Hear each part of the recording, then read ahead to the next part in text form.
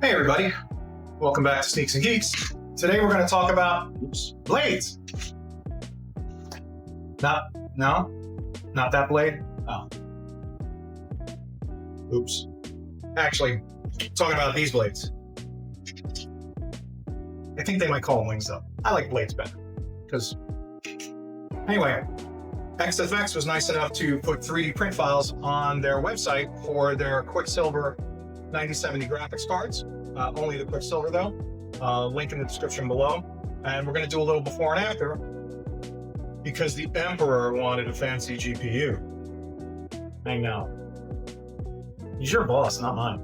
Anyway, stay tuned. Thanks to Ed at SUPA, SUPA Geeks Designs LLC for 3D printing. Pretty much anything I asked him to do.